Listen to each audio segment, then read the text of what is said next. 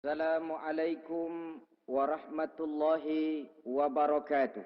Waalaikumsalam warahmatullahi wabarakatuh. Bismillahirrahmanirrahim. Alhamdulillahi rabbil alamin.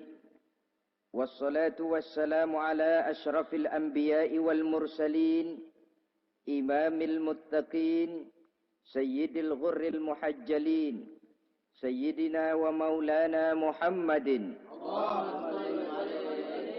wa ala alihi wa ashabihil mujahidin at-tahirin limin rahimakumullah. Kejadian dan keberadaan kita dalam kehidupan di dunia ini merupakan kejadian dan keberadaan yang terima jadi atau terima beres. Artinya, tidak seorang pun di antara kita yang dahulunya pernah mesen untuk punya potongan seperti yang sekarang ini, punya warna kulit seperti yang sekarang ini, punya bahasa seperti yang sekarang ini. Seluruhnya kita terima jadi. Oleh karena kita terima jadi, maka Allah tidak menilai manusia dari rupa dan potongannya, tidak juga dari harta bendanya. Bersabda Nabi kita, Innallaha la yanzuru ila suwarikum wa amwalikum walakin yanzuru ila qulubikum wa a'malikum. Sesungguhnya Allah Subhanahu wa taala tidak melihat potonganmu, tidak melihat harta bendamu, tetapi yang dilihat dan dinilai oleh Allah Subhanahu wa taala tidak lain adalah hati dan amal perbuatanmu. Kenapa rupanya paras yang cantik tidak dijadikan penilaian utama oleh agama? Pertama, karena yang namanya cantik adalah relatif. Tergantung siapa yang memandang. Yang menurut saya cantik, menurut saudara belum tentu cantik. Dan yang menurut saudara cantik, menurut saya mungkin jelek, enggak ketulungan. Oleh karenanya, di kalangan para ahli cinta ada perbedaan pendapat. Sebenarnya cantik yang bikin orang jatuh cinta atau cinta yang menyebabkan orang jadi cantik. Dua-duanya bisa saja terjadi. Mungkin karena cantik orang lalu jatuh cinta, mungkin sudah kadong cinta biar gempor cantik juga. Tapi yang jelas cantik adalah relatif.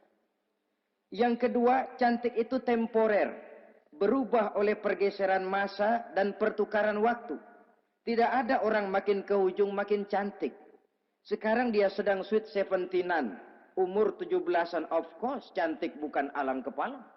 Seluruh yang ada dalam dirinya menjadi syair di kalangan para remaja. Rambutnya katanya ikal berderai. Pipinya bakpao dilayang. Lalu janggutnya katanya macam lebah bergantung. Alisnya macam semut beriring. Kalau dia senyum orang pada lemes. Itu sekarang 2, 30, 40 tahun yang akan datang kalau dia senyum mungkin orang lari semua. Cantik itu temporer. Dan yang ketiga, di atas langit masih ada langit lagi. Di atas yang kita anggap cantik, rupanya masih ada yang lebih cantik lagi. Oleh karena itu, penilaian inti dari agama bukan soal potongan, bukan soal harta benda, tapi hati dan amal perbuatan. Alangkah lebih idealnya lagi kalau hati yang baik dan perbuatan yang baik berada pada rupa yang elok juga. Inilah yang dinamakan kecantikan zahir dan batin. Dan ini yang dimiliki oleh Nabi Allah Yusuf alaihi salam yang akan kita bicarakan pada pertemuan kita kali ini.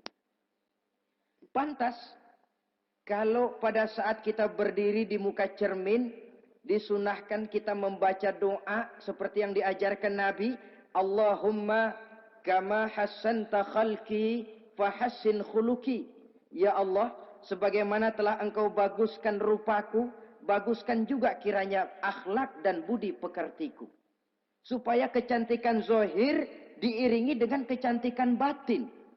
So apa gunanya zahir yang cantik kalau batinnya berbahaya? Itu yang orang bilang, apa guna katanya berkain batik kalau tidak dengan kebaya? Apa guna berparas cantik kalau melulu bawa bahaya? Saudara-saudara yang saya hormati, Nabi Yusuf alaihi salam diberikan oleh Allah ketampanan zahir dan batin. Artinya, zahirnya beliau memang tampan, batinnya pun memang beliau adalah baik. Dan inilah kebaikan yang berlipat ganda. Kadang-kadang ada orang yang tampangnya sederhana saja, tapi batinnya baik. Itu lebih baik ketimbang yang zahir dan penampilannya baik, tapi batinnya rusak. Maka kebaikan yang dianugerahkan Allah dalam kehidupan ini, sesungguhnya bukan untuk to show only. Bukan cuma untuk sekedar dipamerkan, jadi kebanggaan. Macam kontes ratu-ratuan yang manfaatnya hampir tidak ada. Kecantikan untuk disyukuri. Kecantikan untuk digunakan kepada hal-hal yang bermanfaat sesuai dengan perintah dari yang memberikan kecantikan itu. Saudara-saudara yang saya hormati, Nabi Yusuf alaihi salam seorang nabi yang oleh Allah diberikan kecantikan zahir dan juga kecantikan batin. Beliau adalah putra dari Nabi Yakub, dari Nabi Ishak, dan dari Nabi Ibrahim alaihi salam. Artinya, ayah beliau bernama Nabi Yakub, kakeknya adalah Nabi Ishak, dan datuknya adalah Nabi Ibrahim alaihi salam. Ia bersaudara sebanyak 11 orang. Dari orang saudaranya ini hanya satu yang seibu sebapak, yaitu Benyamin. Sedangkan yang lain adalah saudara dari lain ibu. Nah, sejak kecil Nabi Yusuf ini sudah memperlihatkan tanda-tanda bahwa di kelak kemudian hari dia akan tumbuh menjadi seorang besar. Sebab itu wajar kalau ayahnya memberikan perlakuan yang agak istimewa kepada Nabi Yusuf. Dan ini tentu memancing sifat iri dari saudara-saudaranya yang lain. Apalagi pada satu malam Nabi Yusuf di kala remaja itu pernah mimpi. Mimpi ini beliau ceritakan kepada ayahnya. Kata beliau, "Ya abati, inni ra'aitu ahada asyara kawkaba wasyamsa wal qamara ra'aituhum li sajidin." Jadi satu hari Nabi Yusuf cerita kepada ayahnya, "Ayah, saya mimpi." Mimpi apa Yusuf? "Saya melihat dalam tidur saya ada 11 bintang, lalu matahari dan bulan. Saya lihat seluruhnya sujud kepada saya." Ayahnya mendengar mimpi ini, mengerti takwil. Lalu pesan kepada Nabi Yusuf, "Yusuf, mimpi ini jangan kau ceritakan kepada saudara-saudaramu. Mereka sudah punya pandangan yang tidak baik kepada dirimu. Kalau ini kau ceritakan, mungkin akan membahayakan bagi dirimu." Sebab rupanya, saudara-saudaranya yang lain ini iri hati kepada Nabi Yusuf. Yang memiliki keistimewaan dan mendapat perhatian istimewa juga dari orang tuanya. Saudara, kita tahu ini sesuatu yang wajar dalam kehidupan. Pepatah bilang, "Likulli zi ni'matin mahsudun." Tiap kali kita mendapat suatu nikmat, bakal ada orang yang hasud. Iri hati, dengki. Itu watak kehidupan. Kalau kita jatuh miskin, orang tepuk tangan. Kalau kita jadi kaya, orang tanya berdukun kemana. Wajar saja. Likulli zi ni'matin mahsudun. Tiap kali kita mendapat suatu nikmat, tentu ada yang hasud, ada yang iri, ada yang tidak senang. Begitu juga halnya dengan saudara-saudara Nabi Yusuf alaihi salam. Dan watak iri hati ini tidak cuma tinggal iri hati. Mereka buktikan lewat tindakan konkret. Suatu hari mereka musyawarah, saudara-saudara yang iri ini. Saudara-saudara, bapak kita enggak adil. Masa Yusuf mendapat perlakuan istimewa? Wa nahnu usbah, sedangkan kita ini golongan yang lebih besar. Dari 12 orang anaknya, masa cuma satu Yusuf yang mendapat perlakuan lebih istimewa? Kita ini yang 11 dianggap angin apa? Enggak adil abah kita ini. Iya, tapi caranya bagaimana? Apa kita omelin bapak? Jangan. Habis Yusuf singkirin. Kalau Yusuf enggak ada, kan anaknya tinggal kita. Praktis, perhatiannya seluruhnya akan tercurah kepada kita. Nah, saya ingatkan, bahwa hasud sering mendorong orang untuk melakukan segala macam cara. Artinya orang itu kalau sudah dibakar sifat dengki, iri hati, dia rela melakukan apa saja. Pertama, agar nikmat yang ada pada diri orang lain hilang. Yang kedua, supaya nikmat itu pindah kepada dirinya. Andai kata tidak pindah kepada dirinya, ya hilang sajalah. Jangan orang lain yang dapat nikmat. Ini watak hasud. Ingin nikmat orang lain pindah kepada dirinya, atau hilang walaupun tidak pindah kepada dirinya, tapi yang bersangkutan tidak lagi mendapat nikmat. Untuk itu segala macam cara akan dilaksanakan. Ini dicontohkan dari usaha yang dilaksanakan oleh saudara-saudara Nabi Yusuf alaihissalam. Oke, setuju, kita singkirkan Yusuf. Tapi caranya bagaimana? Gampang. Bunuh saja. Kalau bunuh sih, rasa-rasanya tidak sampai hati membunuh Yusuf. Lalu bagaimana?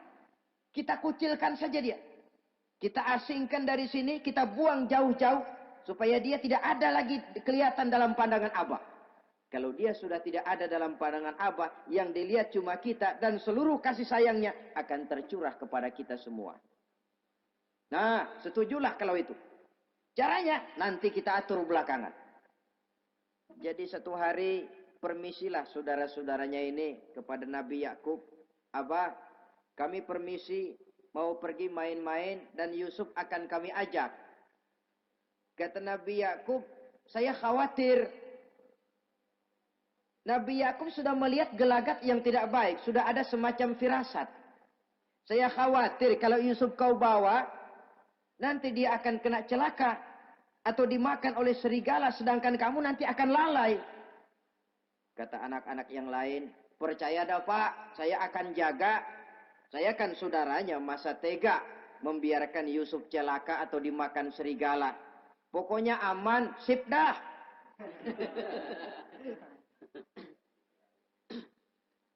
Akhirnya Nabi Yakub mengizinkan.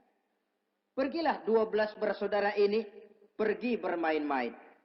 Mula-mula berkejar-kejaran, Yusuf ikut main kejar-kejaran. Lantas buka baju, Yusuf ikut buka baju. Sampai ketika tiba di tepian sebuah sumur tua, rencana yang sudah disepakati itu dilaksanakan. Nabi Yusuf diangkat beramai-ramai, digotong, lalu dimasukkan, diceburkan ke dalam sumur mati itu. Kemudian baju Nabi Yusuf itu mereka basahi dengan darah kambing.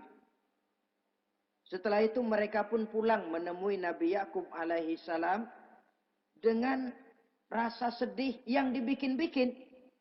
Ini penyakit hasud. Jadi kalau orang hasud kepada kita, begitu kita mendapat kesulitan, dia datang dengan air mata buaya. Belaga sedih, belaga ikut berduka cita, padahal sih hatinya sorak.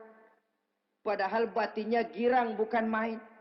Pak, saya ikut berduka cita, Pak, saya ikut sedih. Padahal hatinya biar mampus loh. Ini yang dilakukan oleh saudara-saudara Nabi Yusuf. Mereka datang dengan air mata berurai, nangis, Abah. Ketika kami sedang main-main, Abah, kami lupa. Kami tinggalkan Yusuf sendirian. Ketika kami balik, kami cuma mendapati bajunya sudah berlumur darah. Barangkali saudara kami Yusuf dimakan oleh serigala. Nabi Yakub tercenung. Ternyata firasatnya adalah benar.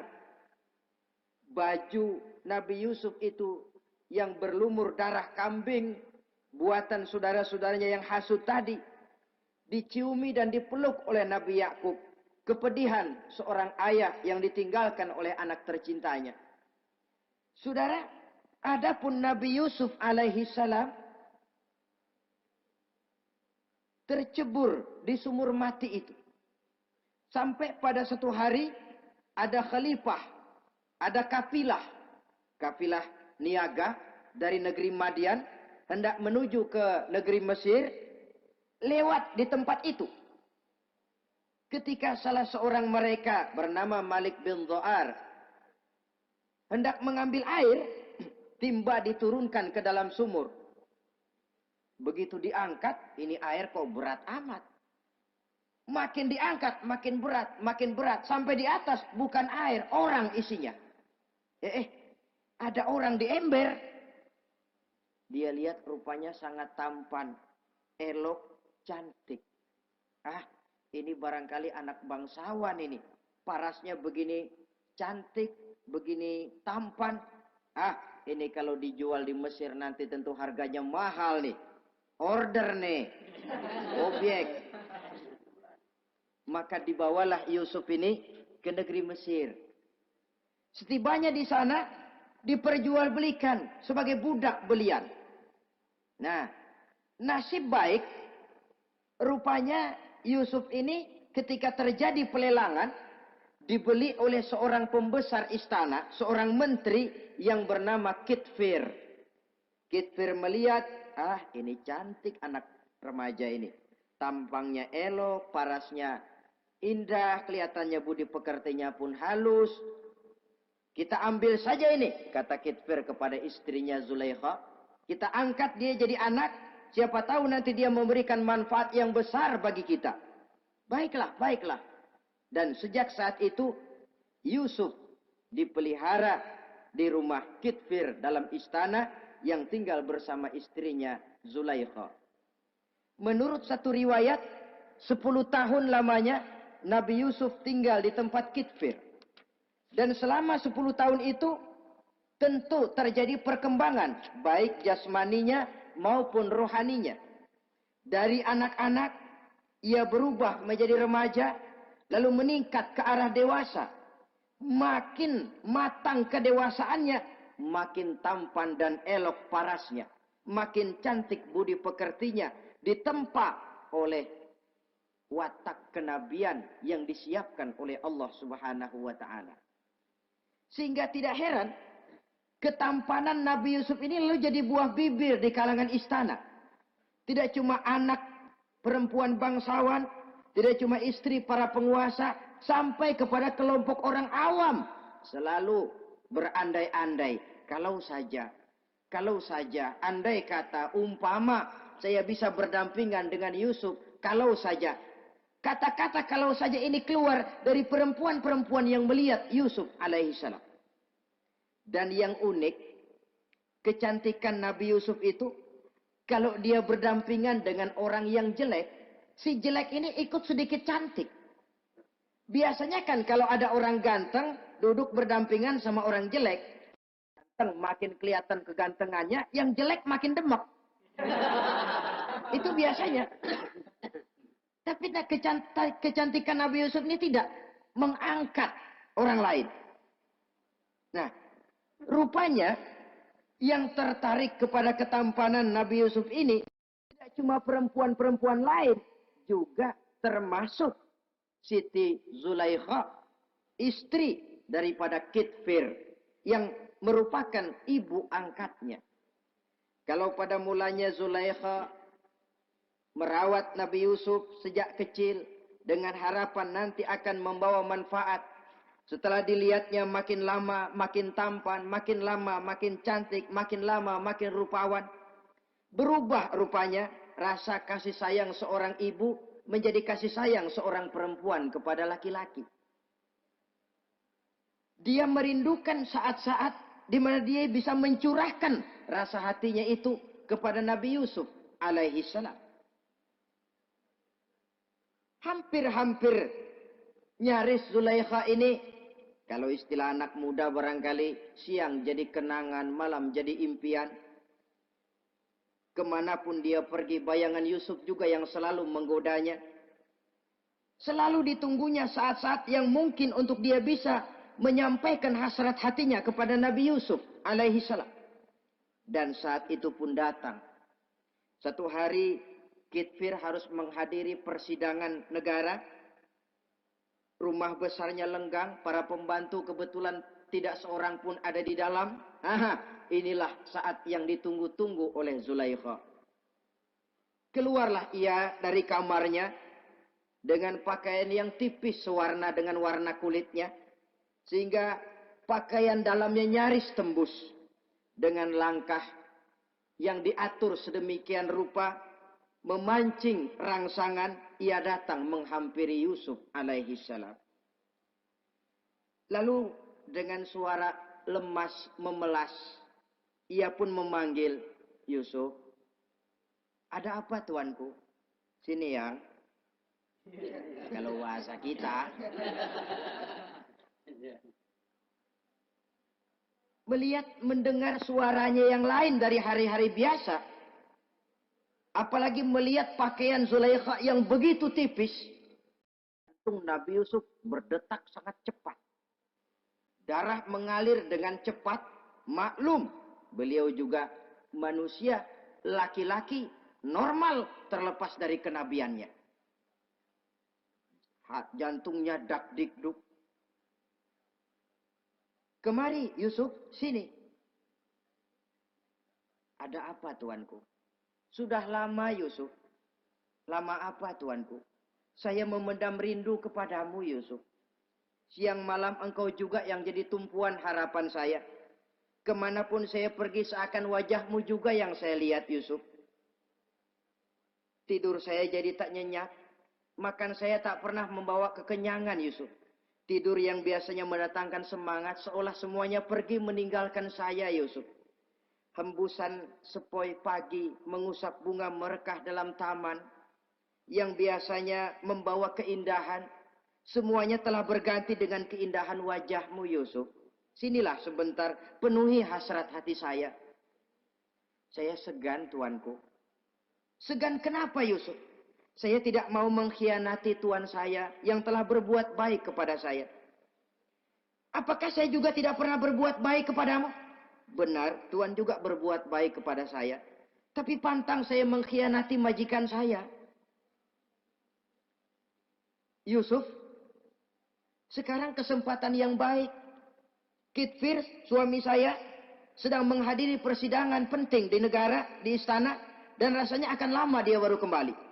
Sementara para pembantu kita tidak ada di sini. Saya malu tuanku, saya segan.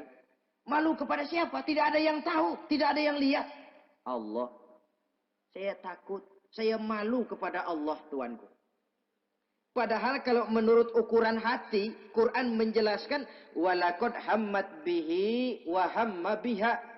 Sebenarnya Zulaikha cinta kepada Yusuf, Yusuf pun senang kepada Zulaikha. Itu iblis sibuk bukan main memasang jerat, pasang besi berani biar pada nyetrum.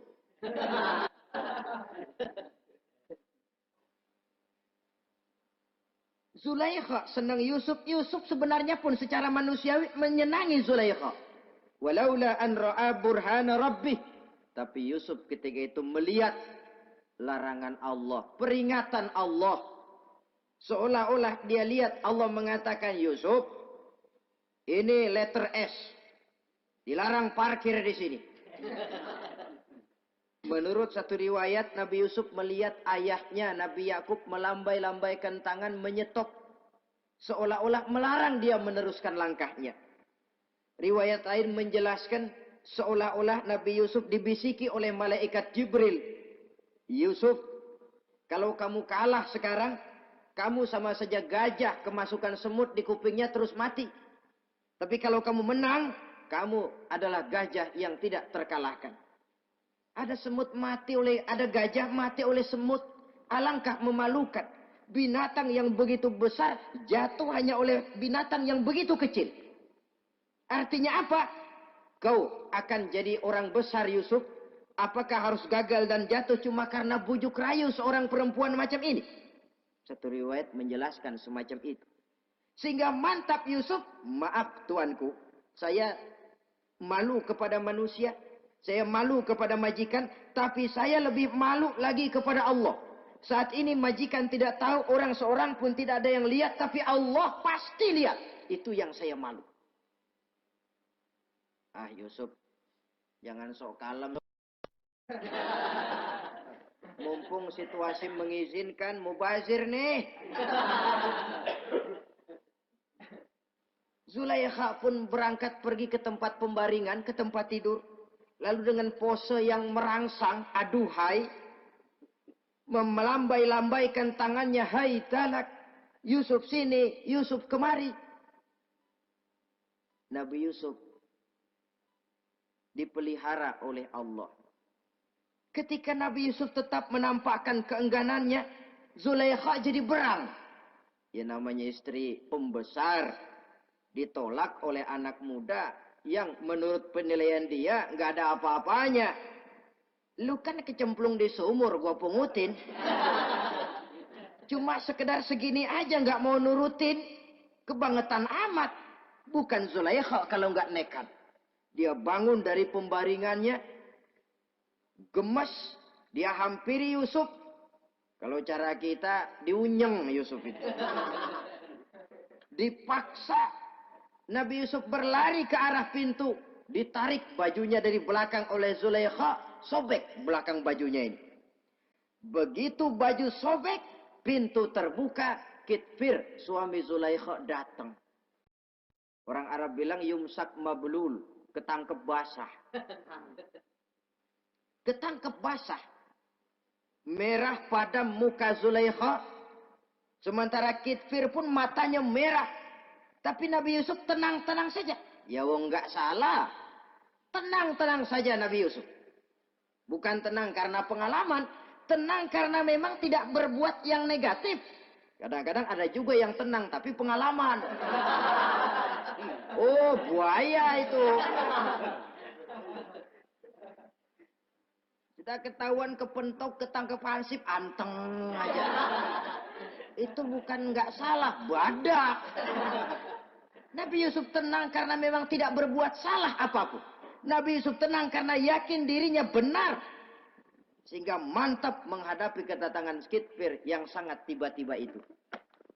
Adapun Zulaikha ketika melihat suaminya berdiri di muka pintu, cepat-cepat dia berubah siasat. Inilah salah satu kelihayan makhluk bernama perempuan. Dia pandai bersalin rupa, dia pandai bermain minyak di atas air. Melihat suaminya datang, roman mukanya pun menjadi sedih. Air mata berurai membasahi pipi. Papa katanya. Apa balasan bagi orang yang mau menistakan istri papa? Maksudmu apa Zulaikha? Yusuf gile. Dia mencari kesempatan dalam kesempitan. Dia mau menodai kehormatan saya.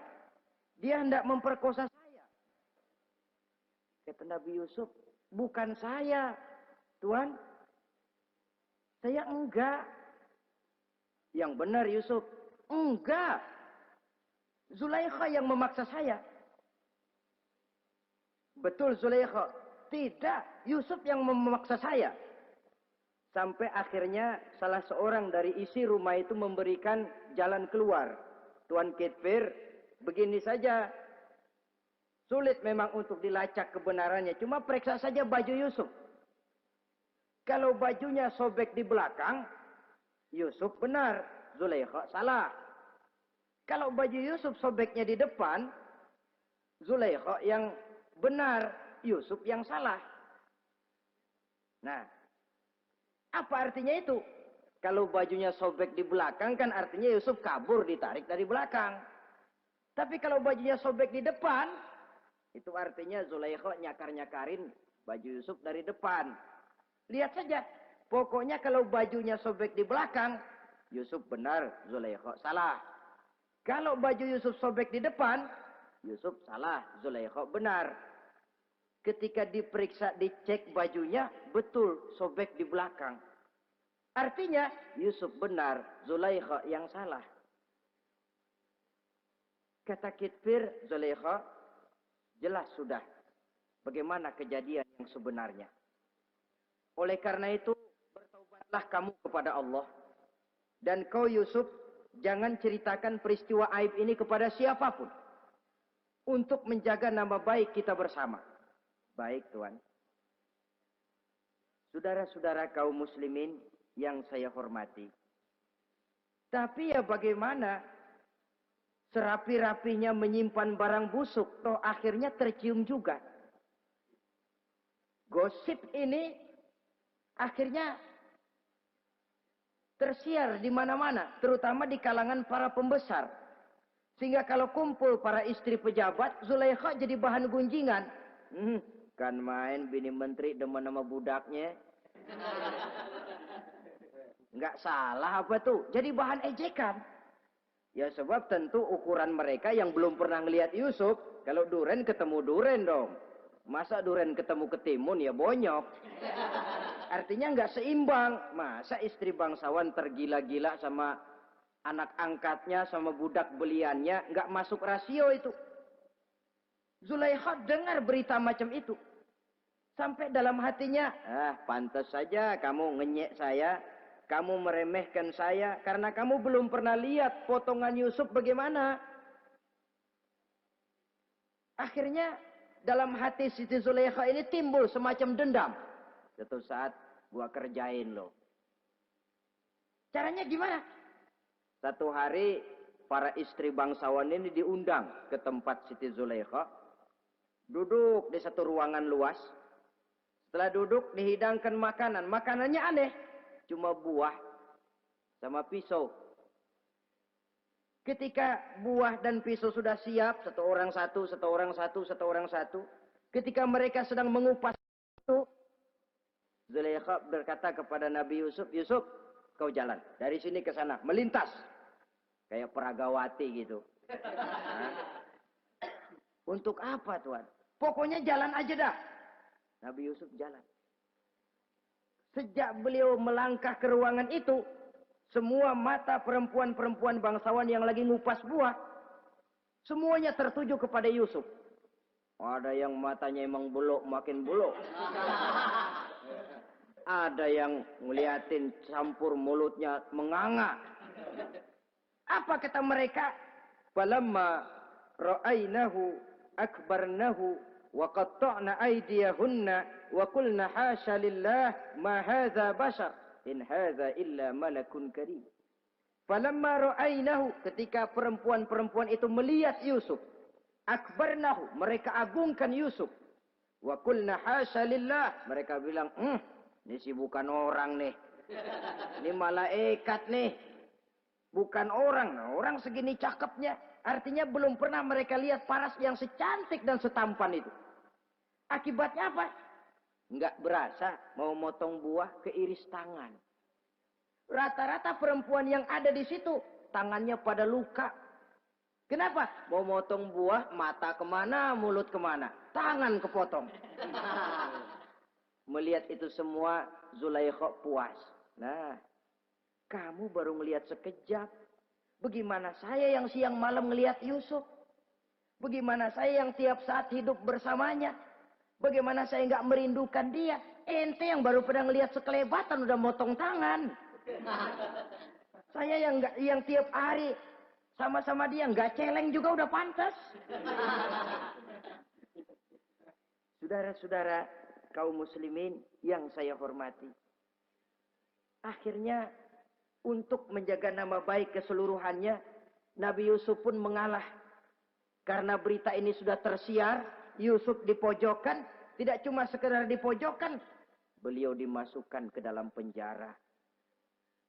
Tapi apa kata beliau? Rabbis sijnu ahabbu ilayya mimma yad'unani ilaih.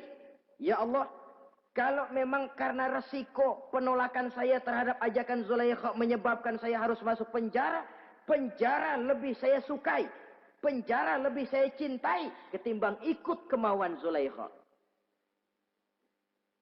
Saudara-saudara, kadang-kadang kita berpikir, kalau kesempatan itu datang kepada kita, mampukah kita menjatuhkan pilihan seperti pilihan Nabi Yusuf ini? Lebih baik penjara ketimbang mengikuti bujuk rayu perempuan untuk melakukan perbuatan yang menyeleweng ini. Ini yang dipilih oleh Nabi Yusuf. Tegar. Kalau memang sebagai resikonya saya harus masuk penjara, penjara lebih saya cintai, penjara lebih saya suka daripada mengikuti bujukan Zulaikha. Teguh karena suatu prinsip. Bukankah dalam perjuangan menegakkan akidah, Kadang kita mendapat piala, tapi tak jarang kita berhadapan dengan penjara. Kadang kita disanjung, kadang kita dicaci. Itu romantika perjalanan dari yang namanya perjuangan. Tapi pilihan harus ada. Ketimbang ikut bujuk rayu perempuan yang mengajak melakukan perbuatan serong, penjara lebih saya cintai. Sudah pada saat hendak diajak tidak ada yang melihat, beliau menolak. Akibat penolakannya pun masuk penjara, tapi penjara lebih menyenangkan hatinya. Ketimbang hidup merdeka, tapi jiwa terpenjara. Inilah Nabi Yusuf barangkali. Biar badan masuk penjara, asal jiwa merdeka. Kita sekarang sebaliknya. Jiwa terpenjara tidak jadi soal, asal badan merdeka. Maka jiwa kita sering dijajah. Entah dijajah harta, entah dijajah pangkat dan jabatan, entah dijajah iblis. Jiwa kita yang terpenjara. Sementara badan kita merdeka. Nabi Yusuf tidak. Biarlah badan di penjara, asal jiwa merdeka untuk menegakkan sesuatu yang hak. Saudara-saudara yang saya hormati. Adapun di dalam penjara itu, Nabi Yusuf satu sel dengan 2 orang bekas pelayan istana yang dituduh menaruh racun ke dalam hidangan yang hendak disajikan kepada raja. Yang satu tukang ngatur minuman, yang satu tukang ngatur makanan untuk raja. Siapa yang naruh racun nggak jelas, tapi dua-duanya ditahan. Nah, sampai satu malam teman satu sel ini dua-duanya ngobrol kepada Nabi Yusuf. Yusuf, kami ini dipenjara karena dituduh menaruh racun ke dalam hidangan yang dihidangkan kepada baginda raja. Siapa yang salah, kami sendiri tidak tahu. Saya enggak ngerasa naruh racun, kata yang tukang ngatur minum. Saya juga enggak, kata yang tukang ngatur makan. Sampai satu malam mimpi. Mimpi itu diceritakan kepada Nabi Yusuf. Kata yang tukang ngatur minuman, Yusuf, saya mimpi. Saya memeras anggur, lalu menghidangkannya kepada baginda raja. Apa arti mimpi saya? Kata yang tukang hidangin makanan, kalau saya Yusuf, saya ngimpi menjunjung roti di atas kepala saya, itu roti dipatokin burung. Apa arti mimpi saya? Saudara-saudara, Nabi Yusuf tersenyum. Adapun kamu yang mimpi memerah anggur, kamu akan keluar dari penjara bebas dan akan kerja lagi di istana. Adapun kamu yang mimpi menjunjung roti dipatokin burung, kamu akan dihukum mati, disalib dan kepalamu akan dipatokin oleh burung. Ini tukang roti ngotot, bisa aja lu ah. Ya lempengan apes ramalannya. Ya bukan soal bisa nggak bisa, lihat aja kenyataannya. Cuma kepada kamu yang tukang ngatur minuman, saya pesan kalau nanti kamu bebas kembali di istana raja, tolong ceritakan ehwal saya kepada baginda raja ini. Saya mendekam di penjara ini tanpa berbuat salah apapun. Baik, insya Allah Yusuf. Dan ketika persidangan memutuskan seperti tepat yang diramalkan Nabi Yusuf. Si tukang menghidangkan makanan dihukum mati, si tukang menghidangkan minuman kembali kerja di istana. Tapi begitu kerja, dia lupa sama pesan Nabi Yusuf. Itu biasanya watak orang memang begitu. Kalau dalam keadaan kepepet, macam-macam janjinya. Begitu keadaannya longgar, lupa sama janjinya. Sehingga ada pepatah katanya, nolongin anjing kejepit. Waktu kejepit, kaing-kaing minta ditolongin. Begitu udah rapi ditolongin, yang nolongin bisa digigit. Saudara hadirin yang saya hormati, sampai bertahun-tahun Nabi Yusuf mendekam dalam penjara. Tapi itulah yang menambah kedewasaannya.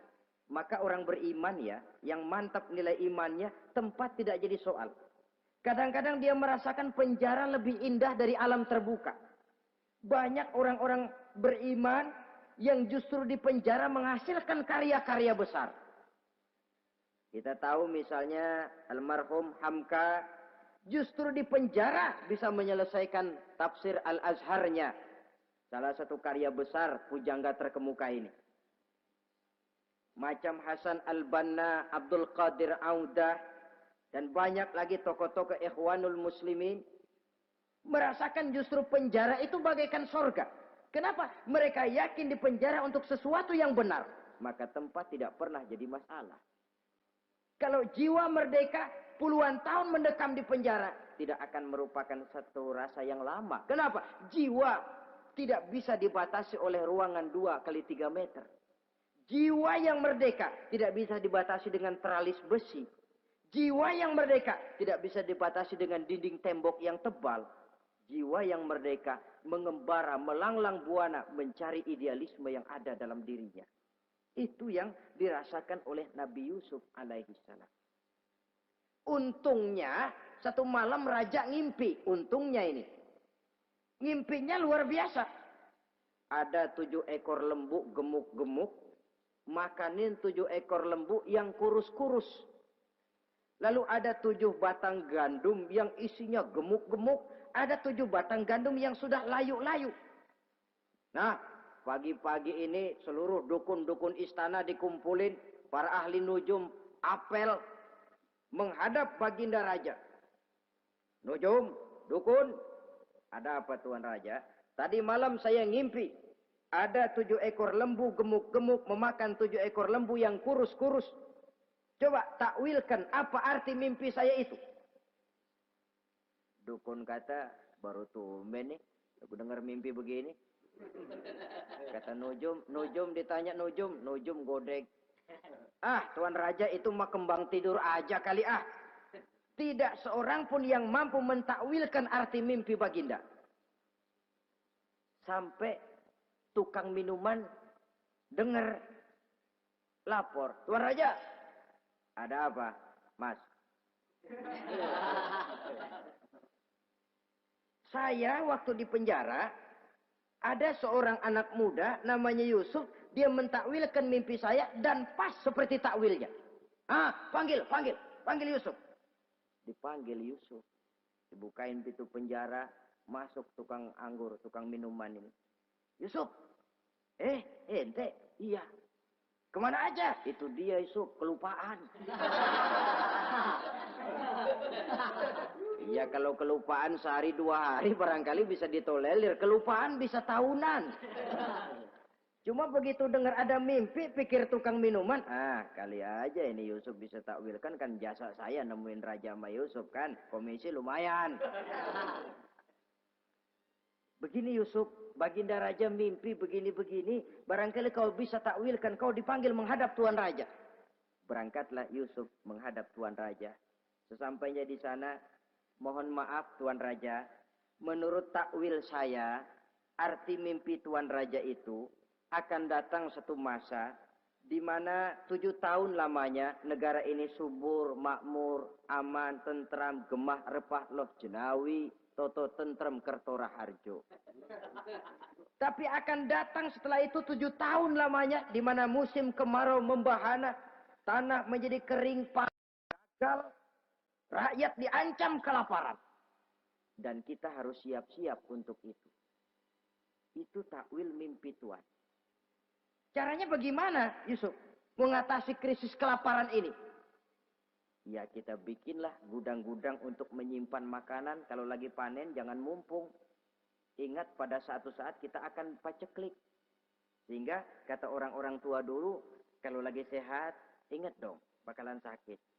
Kalau lagi kaya, ingat dong bakalan miskin. Semuanya itu milik daripada kehidupan. Tidak ada orang yang ketawa terus dalam hidup. Tidak ada orang yang nangis terus. Semuanya silih berganti, datang pergi, patah tumbuh, hilang berganti.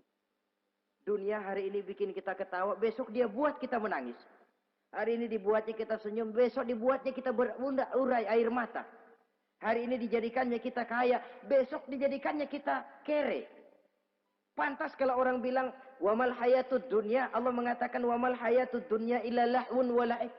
Hidup dunia ini cuma sandiwara. Tiap kita sekarang sedang memegang peranan.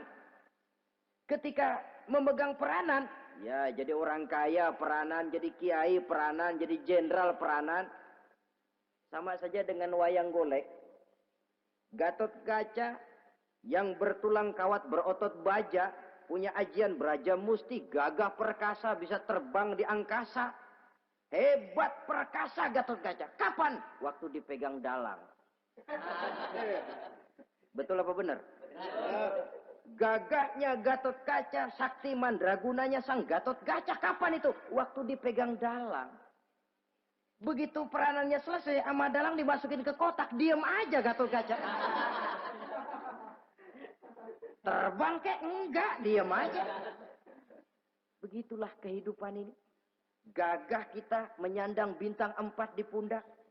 Gagah kita membawa harta yang banyak. Gagah kita membawa jabatan ini dan itu. Waktu oleh sang sutradara dimasukkan ke dalam lubang yang luasnya tidak lebih 1 kali 2 meter. Enggak bekutik. Enggak ada yang lawan. Jenderal yang berbintang 4 dilonjorin, dia yang lihat anteng aja. Habis peranan, sudah sampai di situ. So, itu wajar. Kata Nabi Yusuf, kalau lagi panen, ingat pada suatu saat kita akan paceklik. Jangan giliran panen, panen besar. Di daerah-daerah kita lihat, sudah panen pesta pora. Bukan bersyukur kepada Allah.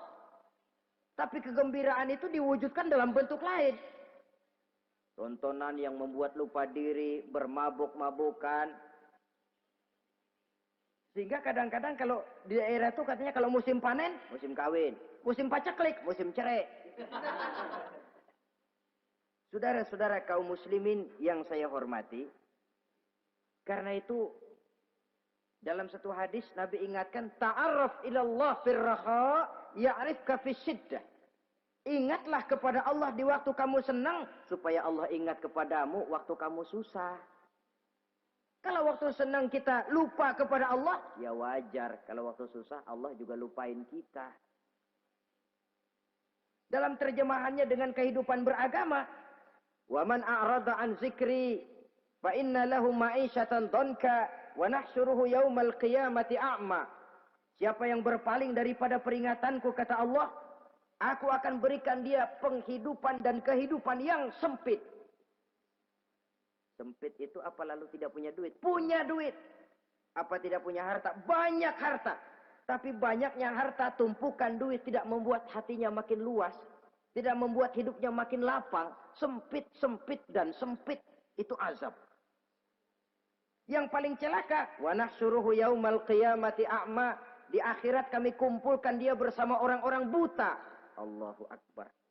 Di padang mahsyar, dikala orang sibuk, pusing dengan urusan masing-masing. Buta lagi. Yang enggak buta aja pusing. Mereka teriak-teriak. Qala rabbi lima hasyartani a'ma wa qad kuntu basira. Ya Allah, kenapa kami buta? Padahal waktu di dunia kami melihat. Allah jawabnya enak aja. Kadzalika atatska ayatuna fanasitaha wa kadzalika al-yauma tunsa. Rasain dulu. Dulu waktu di dunia datang peringatanku pada belaga pilon, kamu lupakan, sekarang juga pantas kamu dilupakan.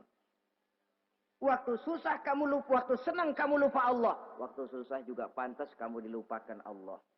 Waktu di dunia kau berpaling dari peringatan Allah. Kalau sekarang Allah berpaling kepadamu juga adil. Walaupun kalau Allah mau tidak berpaling juga adil. Sebab Allah itu mutlak. Tidak ada yang membatasi apa yang dimaui oleh Allah. Saudara-saudara kaum muslimin, itu pesan Nabi Yusuf. Bikin gudang yang besar, simpan bahan makanan untuk persediaan musim kemarau.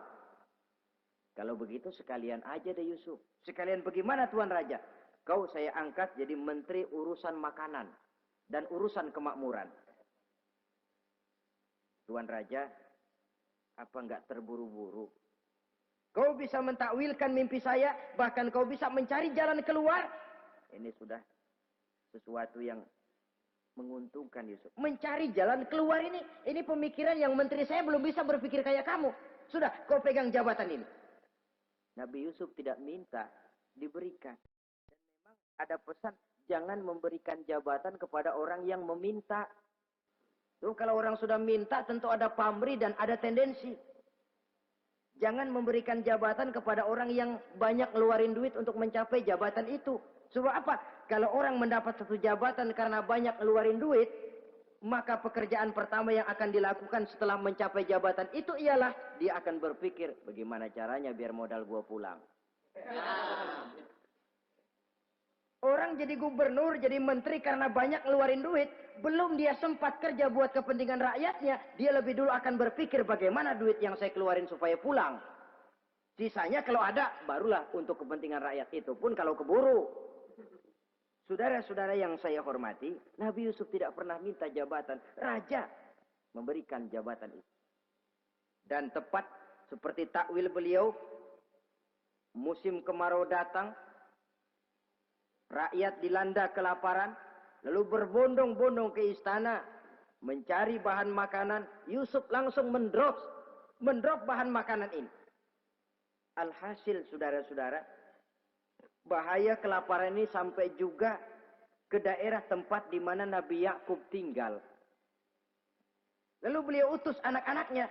Saya dengar di negeri Mesir ada seorang menteri muda yang tampan dan baik hati. Pergilah kau ke sana dan mintalah makanan darinya. Berangkatlah mereka ini.